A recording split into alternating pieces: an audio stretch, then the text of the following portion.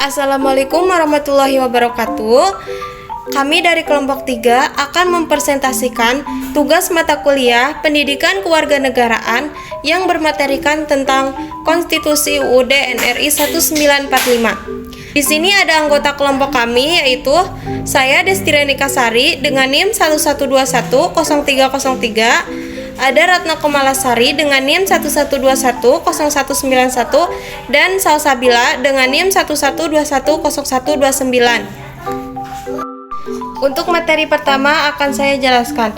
Di sini ada pengertian konstitusi. Istilah konstitusi berasal dari bahasa Prancis, constiture, yang artinya membentuk. Yang dimaksud adalah pembentukan suatu negara atau menyusun dan menyatakan aturan suatu negara. Jika berdasarkan bahasa Belanda, yaitu Grondwet atau Wet yang artinya UUD dan Grauw artinya tanah air, dan berdasarkan bahasa Latin Ham yang artinya bersama-sama, dan Statur yang artinya berdiri, yang berarti menetapkan sesuatu secara bersama-sama. Definisi konstitusi. Para ahli ada yang menyatakan arti keduanya dan ada juga yang membedakan keduanya. Di sini ada menurut L.J. Van Alperdon, konstitusi adalah membuat peraturan tertulis dan tidak tertulis. UUD adalah bagian tertulis dari konstitusi. Menurut Sri Sumantri menyatakan arti keduanya sesuai dengan praktek ketatanegaraan di berbagai besar negara-negara di dunia. Menurut ECS Wade, UUD adalah naskah yang memberikan rangka dan tugas pokok dari badan-badan pemerintah suatu negara dan menentukan pokok-pokok cara kerja badan-badan tersebut. Lalu di sini ada kedudukan, sifat, hakikat, dan fungsi UUD 1945.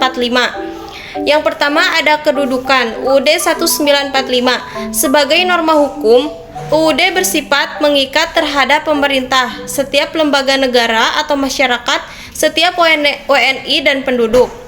Sebagai hukum dasar, sebagai alat kontrol, yaitu mengecek apakah norma hukum positif yang lebih rendah sesuai dengan ketentuan UUD 1945. Yang kedua, sifat UUD 1945 bersifat singkat. Singkat bila dibandingkan dengan UUD negara yang umumnya lebih dari 80 pasal, walaupun singkat, umum sudah cukup lengkap. Bersifat supel, negara kita dapat menyesuaikan diri dengan perkembangan zaman tanpa merubah UUD dengan melalui pembuatan peraturan-peraturan baru yang lebih rendah daripada UUD. Yang ketiga, hakikat UUD 1945. Pada hakikatnya, konstitusi mengandung 3 hal pokok, yaitu jaminan hak-hak asasi manusia bagi seluruh warga negara dan penduduk, sistem ketatanegaraan yang mendasar, kedudukan, tugas, dan wewenang lembaga-lembaga negara. Fungsi UUD 1945. Yang selanjutnya ada pembukaan UUD 1945. Yaitu ada 2 makna pembukaan UUD 1945 dan pokok pikiran. Untuk makna pembukaan UUD ini ada beberapa alinea, yaitu alinea pertama itu menjelaskan tentang landasan pokok dalam mengendalikan politik luar negeri. Lalu untuk alinea yang kedua yaitu ada kemerdekaan harus diisi dengan mewujudkan negara Indonesia dan Indonesia yang merdeka, berdaulat, adil, dan makmur. Lalu alinea yang ketiga ini menjelaskan tentang pengukuhan dari proklamasi kemerdekaan Republik Indonesia. Lalu alinea yang keempat ini menjelaskan tentang tujuan negara. Lalu yang kedua di sini ada pokok pikiran. Pokok pikiran ini ada beberapa poin. Di antaranya itu ada pokok pikiran negara persatuan, yaitu contohnya itu ada negara melindungi segenap bangsa Indonesia dan seluruh tumpah darah Indonesia. Lalu yang kedua ada pokok pikiran keadilan sosial, yaitu negara hendak mewujudkan keadilan sosial bagi seluruh rakyat Indonesia. Lalu yang ketiga ada pokok pikiran kedaulatan rakyat, yaitu kedaulatan yang di tangan rakyat dan dilaksanakan menurut UUD. Lalu yang keempat ini ada pokok pikiran ketuhanan yang Maha Esa menurut dasar manusia yang adil dan beradab, yaitu kewajiban pemerintah yang menyelenggarakan negara untuk memelihara budi pekerti kemanusiaan yang luhur dan memegang teguh cita-cita moral rakyat yang luhur. Lalu selanjutnya ada UUD sebelum dan sesudah amandemen, yaitu ada pengertian, tujuan perubahan, bingkai perubahan pasal UUD 1945 setelah amandemen, yaitu pengertiannya pengertian UUD sebelum dan sesudah amandemen, yaitu sebelum amandemen adalah hukum dasar yang tertulis dengan susunan terdiri dari pembukaannya itu ada 4 alinea, batang tubuhnya itu 16 bab, 37 pasal, 49 ayat, 4 pasal aturan peliharaan, 2 ayat aturan tambahan. Lalu ada penjelasannya itu tentang umum pasal demi pasal. UUD 1945 disahkan oleh PPKI dan mulai berlaku pada tanggal 18 Agustus 1945, terdiri atas pembukaan dan batang tubuh naskah resmi dimuat dan disiarkan dalam Berita RI tahun 2 nomor 7 tanggal 15 Februari 1945 ditambah dengan penjelasan, yaitu UUD masih bersifat sementara dengan Dekret Presiden tanggal 5 Juli 1959 dalam lembaran RI nomor 75 tahun 1959, maka UUD 1945 telah menjadi undang-undang yang tetap.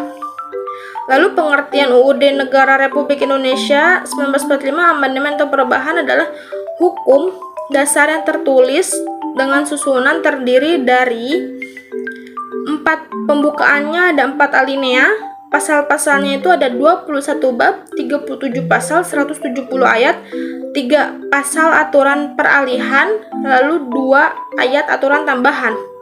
Lalu selanjutnya ada tujuan perubahan. Tujuan perubahan UUD 1945 ini bertujuan untuk menyempurnakan aturan dasar, yaitu ada beberapa poin. Yang pertama itu ada tatanan negara dalam mencapai tujuan nasional tertuang dalam pembukaan UUD 1945, lalu ada jaminan perlindungan HAM, lalu ada jaminan dan pelaksanaan kedaulatan rakyat. Lalu dibentuklah Komisi Konstitusi tahun 2003 TAP MPR nomor 1 tahun 2002 untuk melakukan tugas pengkajian secara komprehensif tentang perubahan UUD 1945. Tugas selesai bulan April 2004. Lalu yang ketiga ada bingkai perubahan. Di bingkai perubahan ini UUD 1945 telah dibuat kesepakatan dasar oleh fraksi-fraksi di MPR RI meliputi PAH 1 yang menjadi pegangannya, yaitu ada beberapa poin. Yang pertama, tidak mengubah pembukaan UUD 1945, tetap mempertahankan NKRI, mempertegas sistem presidensial. Lalu yang terakhir ada perubahan dilakukan dengan cara adendum. Lalu yang keempat ini ada pasal UUD 1945 setelah amandemen.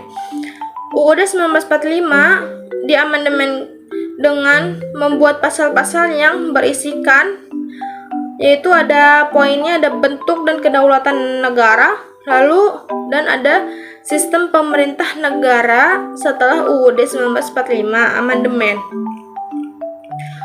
Lalu yang selanjutnya ada hubungan antara proklamasi dan pembukaan UUD 1945. Yaitu di sini ada hubungan antara proklamasi dan pembukaan UUD 1945 dan ada hubungan antara pembukaan UUD 1945. Lalu hubungan antara proklamasi dan pembukaan UUD 1945 ini ada 2 poin. Yang pertama, proklamasi mempunyai 2 makna esensial, yaitu ada pernyataan kemerdekaan bangsa Indonesia dan ada mengganti sistem kolonial menjadi sistem nasional.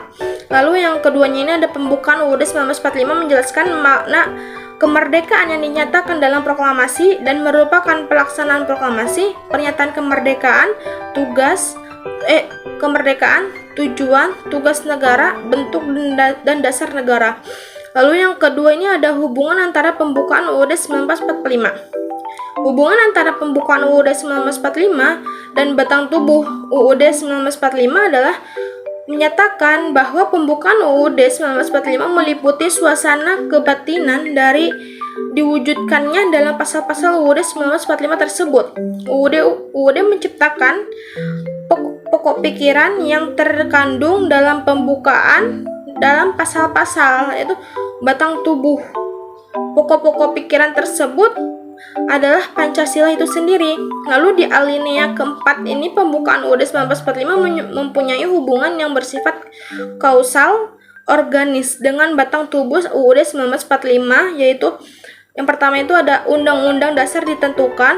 Lalu yang diatur dalam UUD adalah pembenuakan pemerintah negara yang memenuhi berbagai persyaratan dan meliputi segala aspek penyelenggaraan negara. Lalu ada negara Indonesia berbentuk republik yang berkedaulatan rakyat. Lalu yang terakhir adalah dibentukannya dasar kerohanian negara atau dasar filsafat negara Pancasila. Di sini saya akan menjelaskan dinamika pelaksanaan UUD 1945. Pada tahun ini UUD masih bersifat sementara. Pelaksanaan UUD 1945 tidak dapat dilaksanakan secara murni. Berikut ini adalah beberapa hal yang terjadi pada zaman ini, perkembangan ketatanegaranya. Pertama, dibentuknya KNIP. Kedua, pembentukan partai-partai politik. Ketiga, perubahan sistem kabinet persentil menjadi kabinet parlementer. Namun perkembangannya, keterangan ini memiliki efek buruk terhadap negara ini, yaitu meningkatnya ketidakstabilan dibanding politik, ekonomi, pemerintahan, dan keamanan. Lalu Konstitusi UUD 27 Desember 1949 sampai dengan 17 Agustus 1950.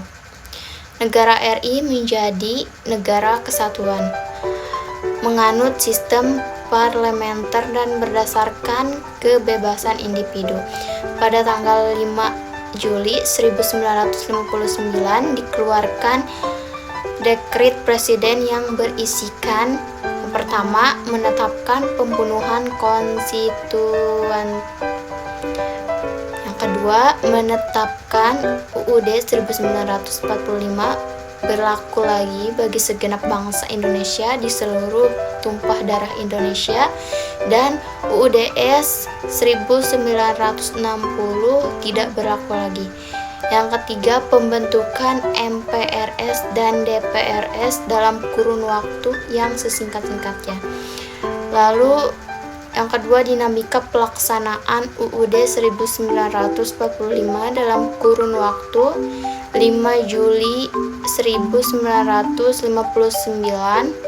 sampai dengan sekarang. Di sini ada masa Orde Lama. Penyimpangan yang terjadi adalah: yang pertama, konsep Pancasila menjadi konsep Nasakom.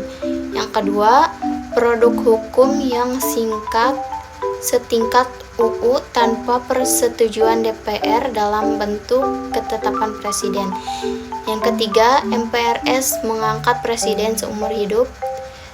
Yang keempat, presiden membubarkan DPR. Yang kelima, hak budget tidak jalan. Yang keenam, pimpinan lembaga tertinggi dan tinggi negara diangkat jadi menteri, artinya menjadi pembantu presiden.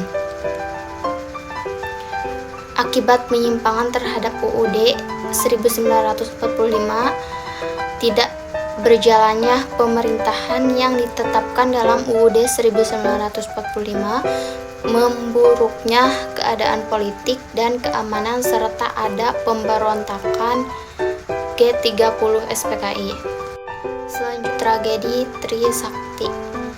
Reformasi tahun 1998 sudah 16 tahun berselang dari masa Orde Baru dan memasuki masa reformasi.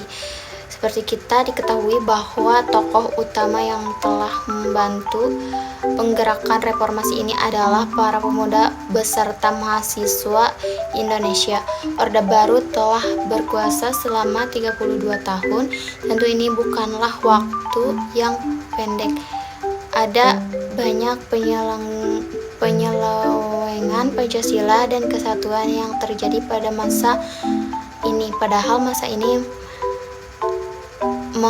menjunjung tinggi penerapan pemerintahan yang konsisten terhadap Pancasila. Penyelewengan tersebut diantaranya tidak dihargai HAM, korupsi, kolusi, dan nepotisme, seperti botol berisi air yang ditekan terus-menerus. Selama masa Orde Baru, memang pembangunan Indonesia mengalami puncaknya hingga Indonesia mendapat kepercayaan dari dalam dan luar negeri. Pak Soeharto selaku presiden pun dapat menjadi stabilitas nasional baik dan dalam bidang sosial maupun bidang ekonomi. Lalu di sini ada rangkuman, yaitu konstitusi terbagi menjadi dua, tertulis dan tidak tertulis. Contoh yang tertulis adalah UUD 1945, sedangkan contoh konstitusi yang tidak tertulis adalah konvensi. Konvensi adalah hukum dasar yang tidak tertulis yang merupakan aturan-aturan dasar yang timbul dan terpelihara dalam praktek penyelenggaraan negara. Ciri konvensi: A. Tidak bertentangan dengan ketentuan-ketentuan dalam UUD 1945. B. Sebagai perlengkapan atau mengisi kekosongan karena tidak diatur dalam UUD. C. Dilaksanakan berulang-ulang. D. Hanya digunakan dalam praktek ketatanegaraan kalau dalam bidang hukum atau pengadilan disebut jurisprudensi. Contohnya pidato kenegaraan di sidang paripurna. Sekian presentasi dari kelompok kami. Mohon maaf bila banyak kesalahan. Diakhiri dengan wassalamualaikum warahmatullahi wabarakatuh.